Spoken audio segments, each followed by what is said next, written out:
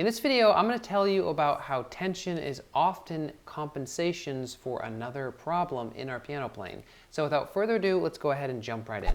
Hey guys, welcome back to the channel. So I'm going to start out by giving you a little bit of an analogy. I love my analogies, so here we go. So the analogy that I have is, imagine that you're slicing vegetables, but you have an extremely dull knife.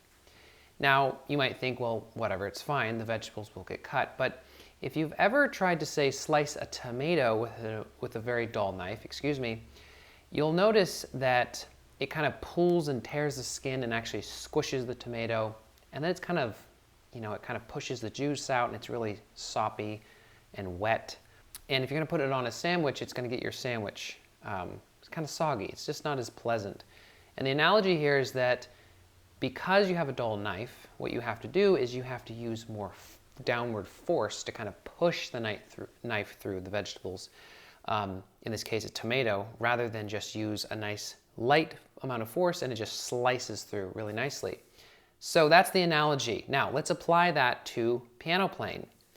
What we're talking about here is if something is off in our piano playing, for instance, we're sitting too far back, etc., what we have to do is we have to compensate for that issue, that thing that is off, in order to have, actually be able to play fluently.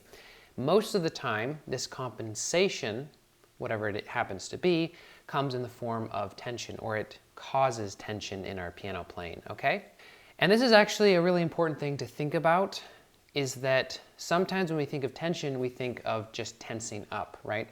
Okay, well, what I need to do is I need to just be really relaxed and make sure I have no tension. But this, of course, doesn't work if we have to compensate for something and that compensation causes tension. So tension is normally a form of compensation. Now, I have 4 different ways that we compensate at the keyboard, and all of these will cause tension in different ways. So the first one is compensating for a low wrist. This is pretty common. People will play like this, where the wrist kind of dips down. Now, you might be thinking, okay, how big of a deal is that? Well, in the grand scheme of things, it's not necessarily the worst thing in the world, but it can cause a lot of problems. When we extend the wrist like this, it can also cause irritation because of that angle in the wrist. Okay, but basically what happens here is when I play with a low wrist, what happens is that the weight is sitting right here. The weight of my arm is sitting here.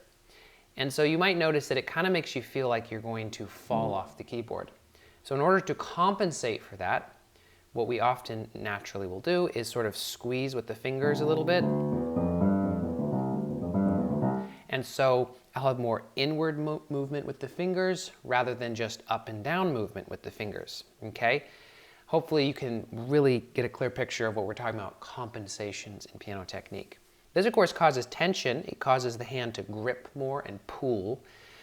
Instead of, if I have a more neutral wrist position, then the weight will feel like it's right at my fingertip, and I don't feel like I'm going to fall backwards off the keys. So I don't need to compensate with that tension in my hand.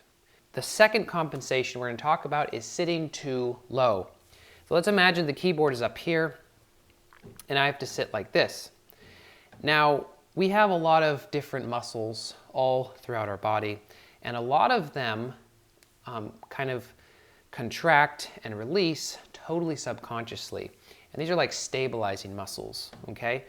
So this is another important thing to think about in regard to tension, is that it's not just a matter of saying, okay, I'm going to try to relax, because a lot of these muscles will work very subconsciously. We don't think about it, right? But let's imagine that the keyboard is up here, so I'm much too low. My elbow is way below the level of the white keys, okay? What often happens is your body senses that something's off. The transfer of energy into the keyboard is not very efficient. If I'm a little bit higher than the keyboard, it's more efficient. Let's say if I'm more neutral, so my elbow is just ever so slightly above the keyboard, or at the same level, it's a very efficient transfer of energy into the keyboard. But if I'm too low, it's not very efficient. So often what happens is you'll see people raising their shoulders like this. See, this is more efficient going into the keyboard. because the weight sort of comes from this part of my arm to the tip of my finger, right? So not so much my upper arm because it's just hanging from my shoulder joint, right? So we'll raise our shoulders. And of course that compensates for the low sitting position, but it causes a massive amount of tension in the shoulders and even into the neck. And then of course, kind of cascades down the arm because a lack of shoulder mobility creates a lack of elbow mobility, which creates a lack of arm movement in our playing. Now, the third compensation we're going to talk about is not having enough lateral movement.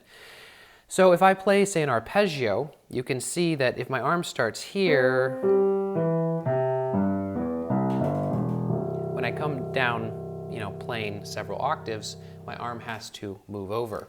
Okay, and this is what we're talking about, just lateral movement, like so. What's going to happen is that a lot of times when we play, we will not have enough lateral movement in the arm, so we have to compensate by reaching with the fingers, okay? And I've talked about this in other videos, but you'll notice that the fingers move really well up and down. They don't move so well side to side. I mean, they can, obviously, and we obviously have to do this at times.